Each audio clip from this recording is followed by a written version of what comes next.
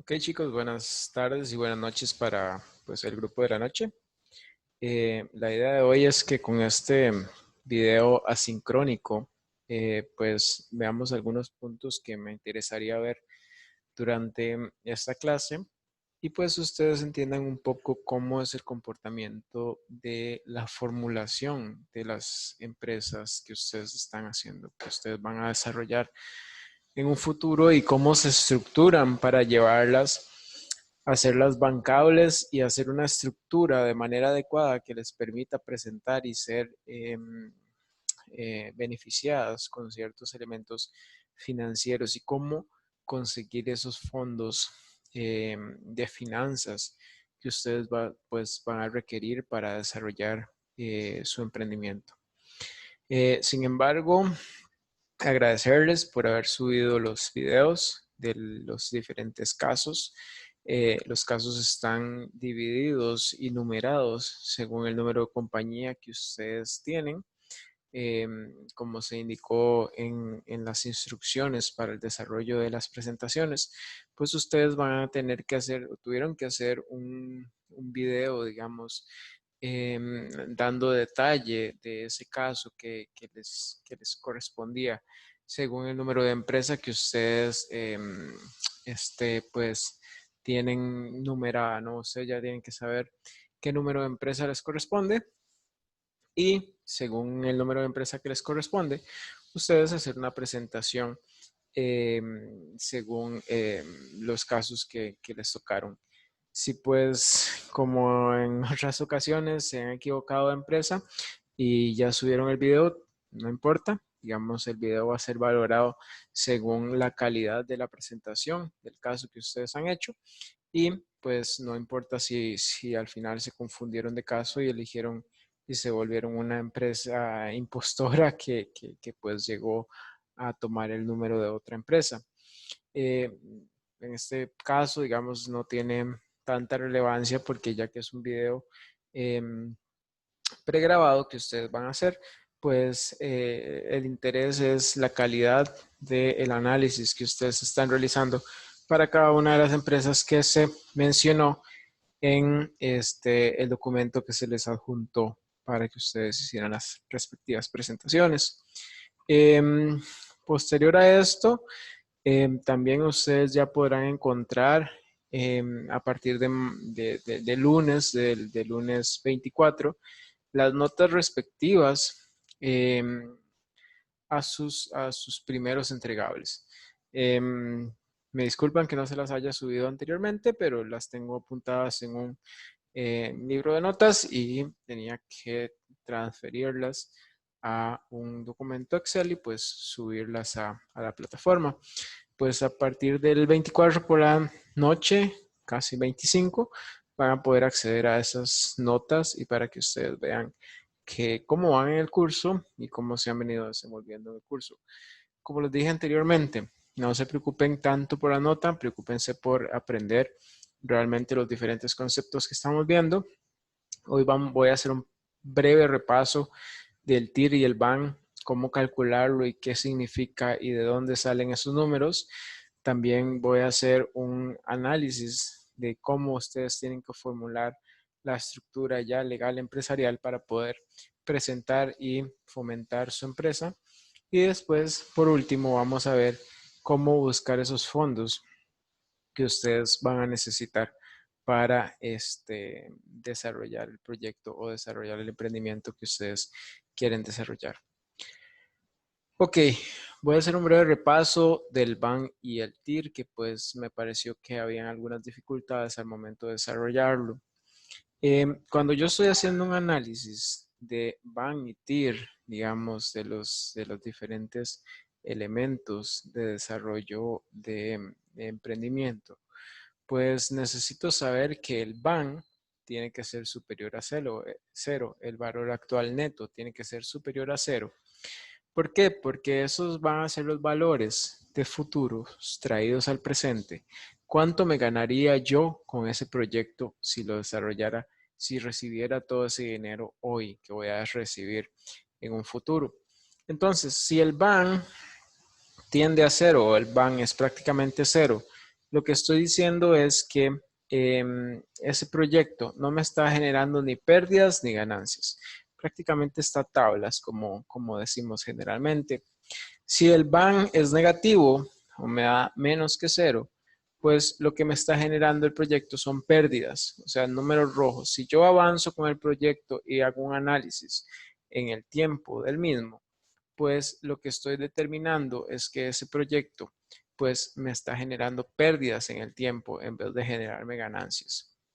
Y si el BAN es superior a cero, pues todos esos números que me están dando, números positivos, digamos por decirlo así, son números o ganancias que yo estoy recibiendo del proyecto. Si el BAN es superior a cero, entonces puedo decir que el proyecto podría ser rentable en el tiempo. No necesariamente es rentable, digamos. Lo que estoy diciendo es que el proyecto podría ser rentable. Porque recuerden que para que un proyecto sea rentable o tienda a la rentabilidad, porque recuerden que emprender es un alto nivel de incertidumbre, necesito tener dos condiciones y una es que el BAN sea superior a cero y que la TIR sea superior a la tasa comparativa, que en este caso, digamos, de nuestras empresas que estamos analizando, es del 12%.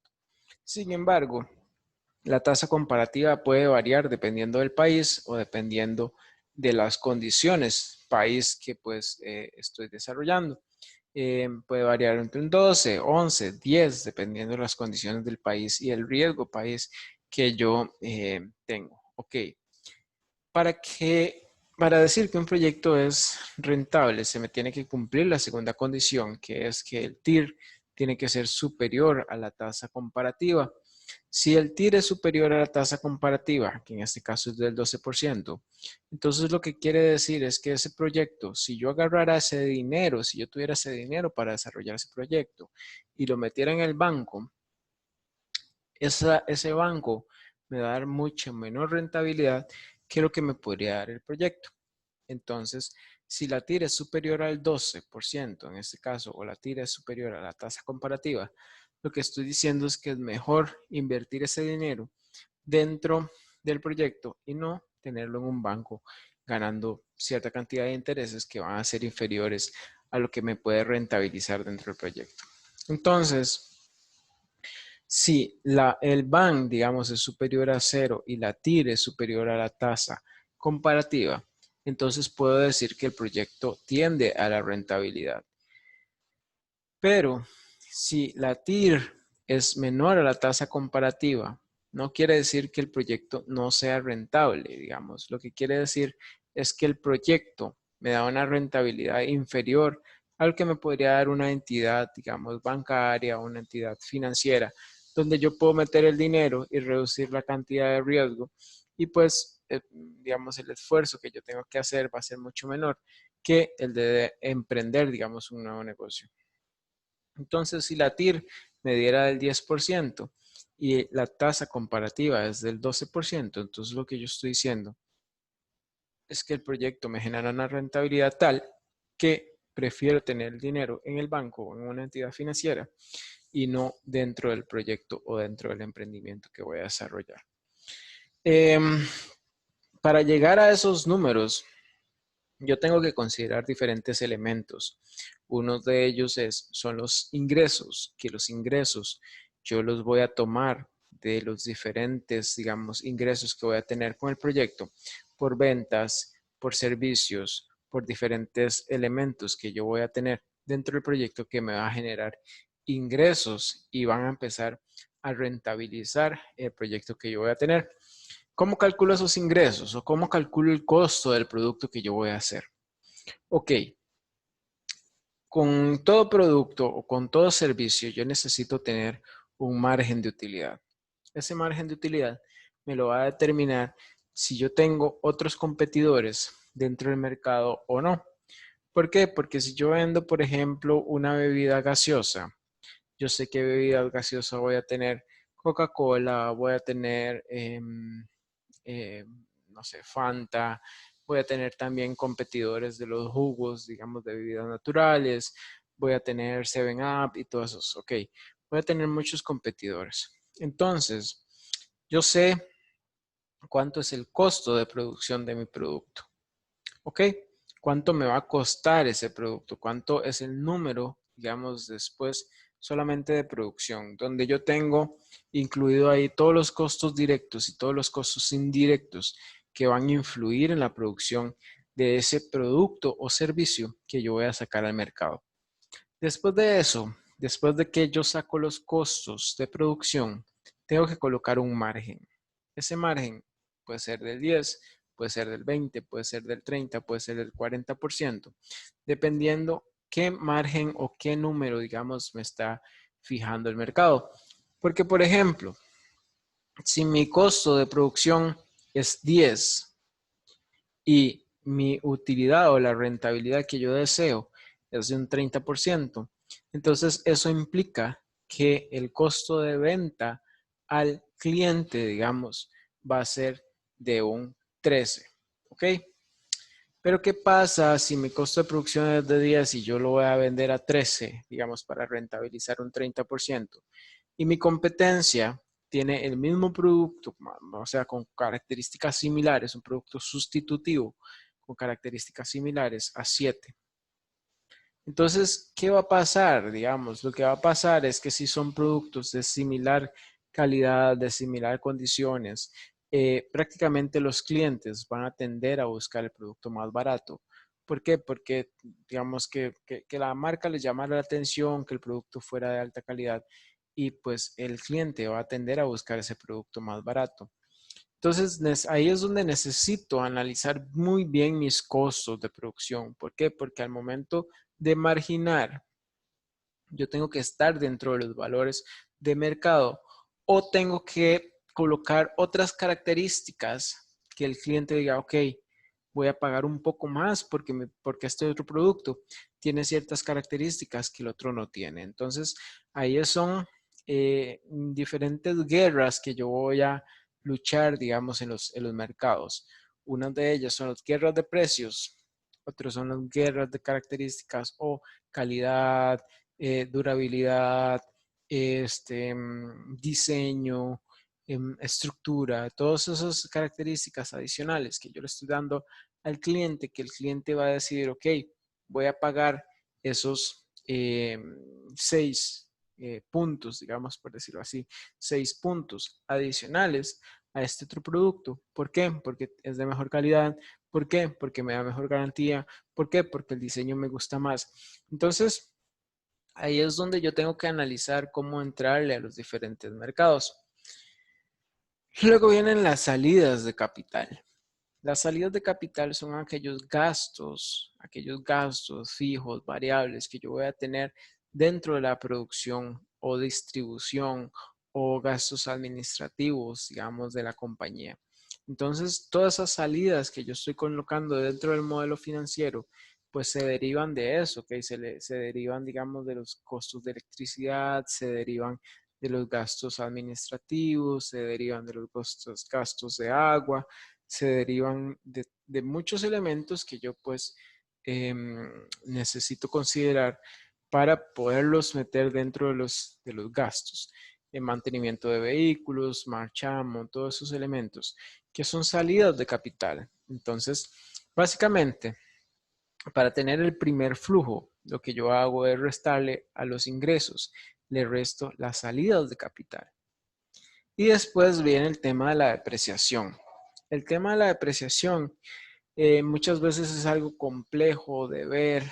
En el curso lo tratamos de ver de una manera un poco más sencilla, digamos, una depreciación lineal, donde si el producto cuesta 10 y tiene una vida útil de 10 años, por decirlo así, entonces se va a depreciar uno por año. Entonces al final del año 10, ese producto va a valer cero. Igual pasa, digamos, con todos los elementos que ustedes tienen dentro de su empresa, los carros, las computadoras, todos los artículos activos que ustedes tienen dentro de su empresa se van a depreciar. ¿Cómo lo vamos a depreciar? Lo vamos a depreciar de una manera lineal para hacerlo un poco más sencillo. Por ejemplo, ok, si el carro me costó $10,000 y pues tiene una vida útil dentro de la empresa, digamos, de 10 años. Entonces ese carro se va a depreciar $1000 por año, digamos, por decirlo así. Entonces, dentro de mi depreciación, yo voy a poner $1000 cada año, ¿ok? $1000 en el año 1, $1000 en el año 2, $1000 en el año 3, hasta llegar al año 10, donde el carro ya se depreció totalmente. ¿Qué pasa con esa depreciación al principio? Esa depreciación lo que me está haciendo es reducir o funcionando como un escudo fiscal que me va a reducir el pago de impuestos. Ese pago de impuestos que al final de cuentas va a calar en la empresa. Entonces, si yo hago, ok, tengo ingresos, tengo egresos y tengo egresos no desembolsables, que es la depreciación.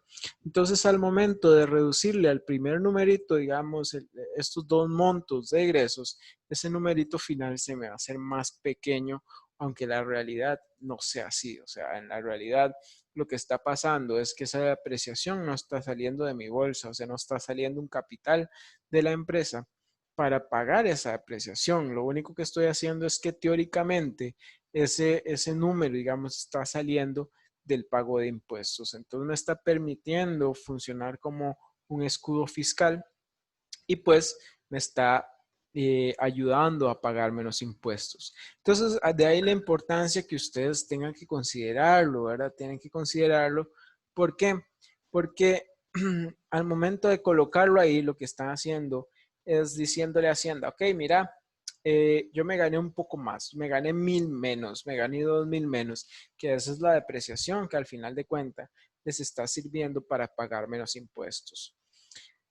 Ok, después de que tienen ese número que es los ingresos menos los egresos no cuantificables o no desembolsables, perdón, que son las depreciaciones, tenemos un número que se llama el primer flujo de capital dentro de la empresa, sin impuestos, un flujo que todavía no paga impuestos. Después de eso, voy a aplicar los impuestos. Entonces, básicamente, a ese número que me está dando después de restarle la depreciación y restarle la salida de capital a los ingresos, ese número lo multiplico por el porcentaje de impuestos que tengo que pagar a Hacienda, que tengo que pagar al Estado. Entonces, eso me va a dar un número, ¿no? Ese número de impuestos se lo deduzco prácticamente al flujo de efectivo que tenía posterior a salidas de capital y depreciación y me va a dar otro número. Básicamente, digamos, los ingresos o el flujo de capital después de impuestos. Cuando ya tengo ese flujo de capital después de impuestos, lo que hago es sumar nuevamente la depreciación.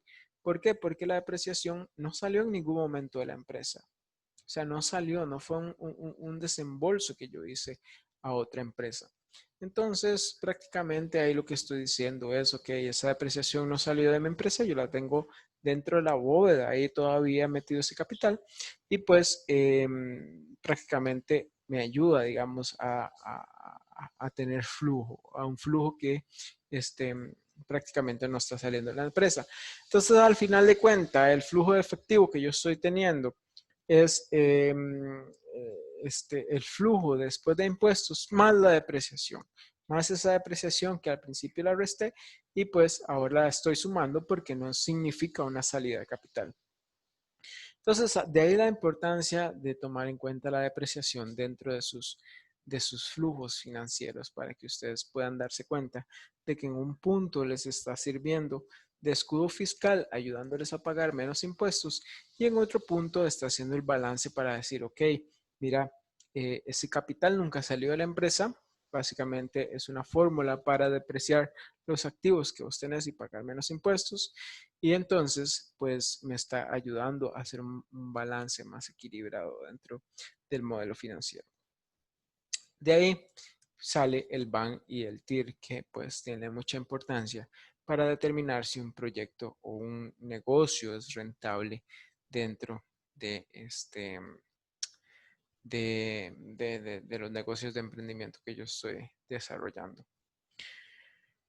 Con ese punto terminamos el repaso prácticamente del BAN y el TIR y el análisis financiero y pues si ustedes tienen más dudas, si ustedes tienen consultas, abiertamente, consúlteme, pregúnteme por WhatsApp, pregúnteme por Teams, por cualquier medio que ustedes deseen y pues vamos aclarando las diferentes dudas. Ahora vamos a pasar a la segunda etapa de este conversatorio, de esta charla asincrónica que he decidido, digamos, impartirles, que es cómo estructurar una empresa para permitirme levantar capital.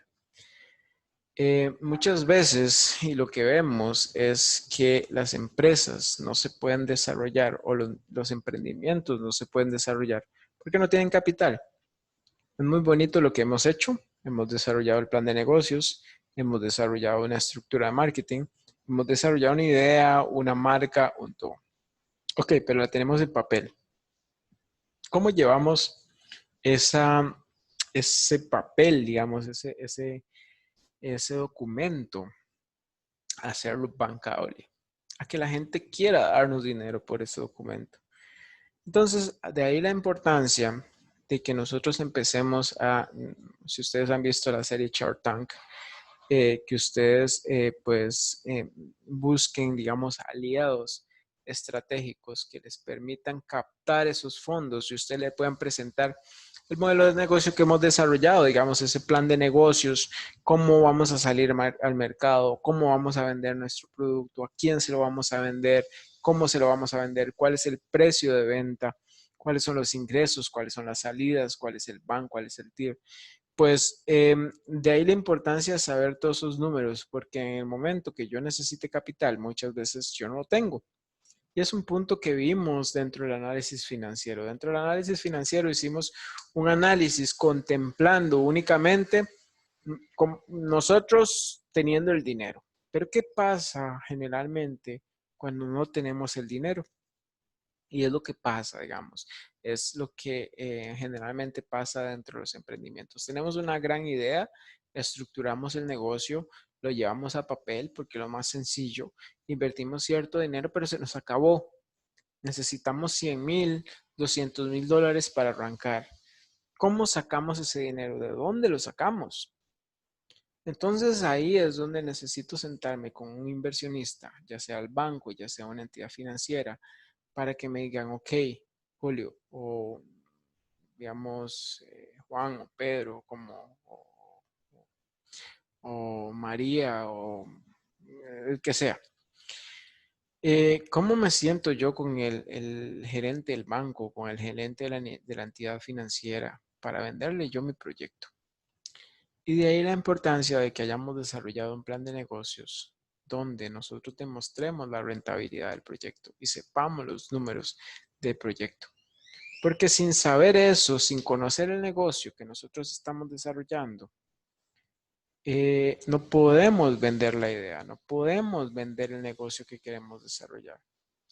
Entonces, hay diferentes aceleradoras de startups, digamos, de emprendimientos, startups, como le quieran llamar, digamos, una es en inglés, otra es en español.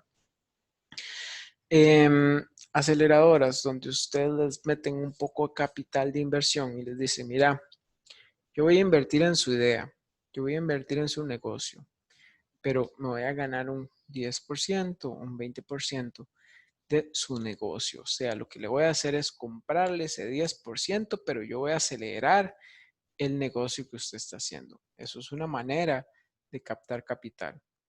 Otra manera de captar capital es mediante créditos bancarios o créditos con una entidad financiera o créditos con un amigo, con una persona conocida, con una alianza que estoy desarrollando, ¿no? Pero para eso necesito presentarles el plan de negocio que desarrollamos. El plan de negocios para saberle a quién le vamos a vender, cómo lo vamos a vender, cómo lo vamos a publicitar, cómo lo vamos a colocar dentro del mercado. Entonces, ahí es donde yo me siento con esa persona, le explico el plan de negocios y esa persona se casa con la idea. Se tiene que casar con la idea o realmente, digamos, yo la tengo que lograr convencer de que la idea es rentable. Y ahí el TIR y el BAN se vuelven muy importantes porque la otra persona va a decir, ok, es mi dinero, ¿Y cuánto voy a rentabilizar? Entonces ahí es donde se le dice, mira, el TIR es del 20% y el BAN es de 2 millones de dólares o 3 millones de dólares. O el TIR es del 30% y el BAN es de 7 millones de dólares. Entonces ahí es donde la otra persona va a decir, ok, déjame ver los números para saber si es que usted realmente sabe cuánto le cuesta su producto, cuánto está marginando, déjame ver el plan de marketing, déjame ver cómo, a qué población van a llegar. ¿Por qué? Porque la otra persona necesita saber cuánto va a ser la utilidad que él va a adquirir de prestarle el dinero o de entrar en el negocio. Porque hay diferentes modos. Uno es que te presten el dinero y otra es que se vuelvan parte del negocio para prestarte ese dinero. Otro lugar donde prácticamente, digamos, las pymes o los emprendimientos, los negocios pueden adquirir, digamos, esos fondos es, digamos, con los fondos no reembolsables del Estado. Entonces, para lograr, y esto es sumamente importante, para lograr adquirir esos fondos, necesitamos tener una estructura de empresa y es ahí donde entra una pregunta que se les hacía en los formularios del plan de negocios. ¿Cómo ustedes van a estructurar su empresa? Y algunos respondían, vamos a hacer una SA, una sociedad anónima, vamos a hacer una sociedad de responsabilidad limitada, una SRL, vamos a hacer una sociedad limitada, una LTDA.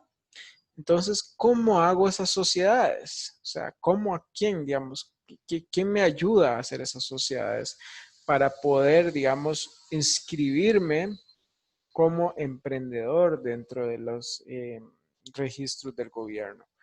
Entonces, prácticamente, ¿cómo formulo esas sociedades? Y es indiferente, digamos, si la sociedad es SA, si la sociedad es LTDA, si la sociedad es RL. Prácticamente, lo que hago es inscribir el nombre de la compañía que ya tengo, que ustedes tienen, digamos, ese nombre que ya pusieron de diferentes negocios que ustedes van a emprender, y lo llevo donde un asesor legal. Lo llevo donde un asesor legal, donde un abogado notario, y pues le solicito la inscripción de esa sociedad o de ese nombre que yo estoy pensando desarrollar, ¿no? Prácticamente es eso, ¿no? Es ir donde un abogado y decirle, digamos, que necesitan ustedes una sociedad, necesitan inscribir una sociedad para poder optar por fondos, digamos, de emprendimiento, de desarrollo de pymes, de desarrollo de nuevos negocios. Ese abogado prácticamente les va a solicitar dónde está ubicada la sociedad, quiénes son los propietarios de la sociedad, quiénes van a estar, digamos, como apoderados generalísimos o apoderados o secretario o tesorero, dependiendo del tipo de sociedad, digamos, hay ciertas cantidades mínimas. Por ejemplo, una LTDA prácticamente necesita un dueño, una sola persona, pero una SA necesita por lo menos 5 personas, que uno es el presidente, otro el tesorero, otro vocal. Entonces, van a necesitar una estructura que no necesariamente todos tendrán poder sobre la sociedad, pero van a necesitar una estructura un poco más grande. Después de que el abogado constituye la sociedad, o también, digamos, perdón, cuando ustedes solicitan, digamos, que se constituya la sociedad, va a inscribir una marca, ¿no? Va a inscribir la marca que ustedes también ya desarrollaron, que es ese logo. Ese logo que ustedes tienen ahí lo van a escribir con el nombre de la sociedad y ahí van a registrar los colores, van a registrar la forma, el abogado va a registrar todo eso ante el registro público. Después de eso, prácticamente la sociedad queda inscrita como una entidad que pues es una sociedad anónima dentro de los registros del Estado. Después de eso, pues ustedes se tendrán que inscribir en Hacienda porque ustedes van a vender producto, van a vender un servicio. Entonces viene la parte difícil de emprender, ¿no?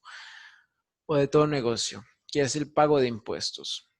ustedes van a tener que pagar impuestos sobre la sociedad que están constituyendo, pero también van a tener que pagar impuestos sobre los ingresos que van a generar con esa sociedad. Entonces, dentro de Hacienda, ustedes tienen que registrar la actividad que hace esa empresa que ustedes están desarrollando. Entonces, ya se meten prácticamente a la página de Hacienda, registran con el nombre de la sociedad y el número de cédula de la sociedad o el número de registro de la sociedad, el nombre, y registran, digamos, la actividad que hacen y dónde están ubicados, qué es lo que hacen. Y bueno, después de haber hecho eso, ya se puede decir que son legalmente constituidos como empresa en Costa Rica para brindar X o Y servicio. Cuando ya están constituidos, pueden recurrir a diferentes entidades para solicitar fondos no reembolsables, que son entidades del Estado, como, vamos a ver, el apoyo a pymes, todo el Ministerio de Comercio, todo el desarrollo de emprendimiento nacional. Pueden solicitar, digamos, fondos no reembolsables también a entidades, digamos, sin fines de lucro, donde ustedes demuestren que el proyecto que van a hacer va a beneficiar a ciertas comunidades y pues de ahí ya pueden, digamos, ya están constituidos legalmente dentro de los registros de país para decir, ok, somos una sociedad constituida y pues podemos percibir fondos o podemos recibir fondos desde entidades externas. Em, Recuerden, la importancia de estos fondos es que si no tenemos los fondos para desarrollar nuestros emprendimientos, que muchas veces no los tenemos, nos vemos limitados a que si los fondos que tenemos son pocos, vamos a crecer hasta cierto punto y después no vamos a poder expandirnos, porque no vamos a poder desarrollar más allá de lo que los fondos que hemos recogido nos permiten, ¿no? Entonces hay que analizar en ciertos momentos, analizar, buscar esos fondos que están, digamos, en entidades públicas, en entidades privadas y que me van a permitir crecer como emprendedor y crecer como empresa dentro de los parámetros de negocios. Em, Básicamente, esos elementos son los elementos necesarios para estar constituido como una empresa legal dentro de los estatutos de regulación del país. Prácticamente es conformar una sociedad o inscribirse como persona física. También ustedes se pueden, creo que muchas veces es falta de conocimiento, ¿no? De las diferentes pymes y diferentes negocios que se inscriben como personas físicas. Al momento de inscribirse como personas físicas, es mucho más complejo, mucho más difícil, digamos, recibir fondos no reembolsables, porque estos fondos no reembolsables son generalmente dados a entidades, sociedades anónimas, donde hay una constitución de una empresa, una constitución de una pyme, que pues va a permitir, digamos, el desarrollo o brindar empleo a otras personas. Entonces, esos son los elementos que ustedes tienen que considerar. Uno es la inscripción de su empresa como sociedad anónima o responsabilidad limitada o limitada. Dos es inscribir su marca como registro para que nadie más utilice su marca y su nombre. Tres es pues inscribirse en Hacienda como tributantes, o sea, como personas jurídicas que van a tributar. Entonces, ustedes de ahí en adelante van a todo movimiento que hagan de venta, de salidas, va a ser grabado con impuestos a menos de que no tenga, digamos, impuestos el servicio que ustedes están brindando. Generalmente ahora todo con el impuesto de valor agregado, todos los servicios o la mayoría de los servicios que se brindan son servicios grabados. Básicamente, eso es lo establecido para constituir, digamos, una empresa dentro del país y pues la parte legal que en algún momento preguntaron cómo constituir una empresa y cómo desarrollarla para para poder adquirir, digamos, esos fondos.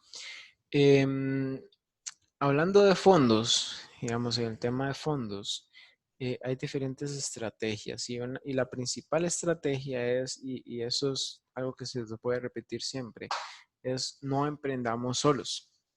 Siempre vamos a necesitar un socio que nos permita uno o dos o tres, no sé, no hay un número, digamos, específico. El número, digamos, clave, digamos, es no uno, más de uno siempre. Que esos socios, pues, nos aporten capital o nos aporten conocimientos y también podamos estructurar un negocio para llevarlo a una aceleradora o a una incubadora de startups. Una aceleradora prácticamente nos acelera hasta llevar el negocio puesto en marcha y una incubadora es un poco más lento, es un proceso al principio, eh, digamos, vital para poder darle forma, para poder estructurar la empresa que queremos desarrollar y después la aceleradora pues nos lleva al siguiente nivel y nos va haciendo avanzar, digamos, con relación a lo que buscamos. Entonces, de ahí la importancia de que busquemos incubadoras o aceleradoras o partners o socios, digamos, que tengan como Shark Tank, digamos, que tienen más experiencia dentro del ámbito de negocios que estamos desarrollando. Em, entonces, el levantamiento de capital se hace de esas maneras, vendiendo acciones de la empresa que yo voy a desarrollar, haciéndome de socios que pues van a entrar dentro del negocio o buscando capital de inversión de entidades financieras o de financieros que me van a introducir o me van a impulsar un poco más de capital dentro del negocio. Em, por eso, pues es importante, como les he dicho muchas veces, conocer lo que yo vendo, conocer cuánto me cuesta lo que yo vendo, conocer cuál es la utilidad de lo que yo vendo y pues de ahí en adelante saber los ingresos, saber las salidas que yo voy a tener, que es lo más importante, los ingresos y las salidas es lo más importante de conocer dentro de la empresa y pues para determinar si el proyecto o el producto, digamos, que yo estoy vendiendo o poniendo dentro del mercado es un producto realmente rentable para la persona que va a estar invirtiendo. Ok, espero que con esta lección pues quede bastante claro cómo levantar capital, cómo estructurar una empresa, digamos una SA, una LTDA, una RL. Prácticamente es documentación que yo necesito suministrarle a un abogado para que ellos se encarguen, digamos, de la estructuración y del registro ante el registro público, digamos, del nombre y del eh, lo de la marca, digamos, que nosotros vamos a tener. Y pues también la importancia del TIR y el BAN dentro del análisis de negocio que yo estoy desarrollando. Y esto tiene que quedar bastante claro, porque al momento de vender la idea como empresa, yo necesito saber, digamos, todos estos elementos y vendérselos al inversionista. Ok, espero que, como les dije, este video sea muy útil. Si quedan dudas, consultas con los diferentes puntos tocados en este video, por favor escríbanme por WhatsApp o a Teams. Nuevamente, por favor, suban los videos respectivos de los diferentes casos a Teams en la carpeta de la semana 12, donde están las carpetas de subir para subir los videos y suban también el archivo PDF. El video es el video de la presentación. Prácticamente ustedes eh, hacen la presentación, digamos, de 5, 10 minutos como máximo del caso que les tocó, explicándolo y suben el PDF que básicamente es un ensayo hablando del caso que les ha tocado, digamos, con relación a emprendimiento. Si tienen dudas, consultas o preguntas con relación a estos temas que hemos abordado hoy, por favor háganmelas saber mediante WhatsApp o mediante correo electrónico. Ustedes tienen todos mis contactos para que podamos evacuar todas las dudas y así ustedes puedan pues, ir avanzando en este mundo de emprendimiento que es un poco complejo, digamos, al principio, pero ya después se vuelve un poco más dinámico y divertido para algunos. A algunos no les gustará, como les dije al principio, algunos no nacen para ser emprendedores, hay otros que sí nacen para ser emprendedores y es ese deseo, digamos, de entrar a un mundo de incertidumbre, un mundo, digamos, de aventura que realmente es el mundo de emprender. Entonces, que tengan una excelente semana. Nos vemos la próxima semana y por favor lean el documento que les voy a dejar de levantamiento de capital, que es un documento adicional. Por favor, léanlo. Queda en Teams en la semana 13. Igual que el link para acceder a este video queda en Teams en la semana 13 para que ustedes puedan acceder. Que tengan una excelente semana y muy buen día. Hasta luego.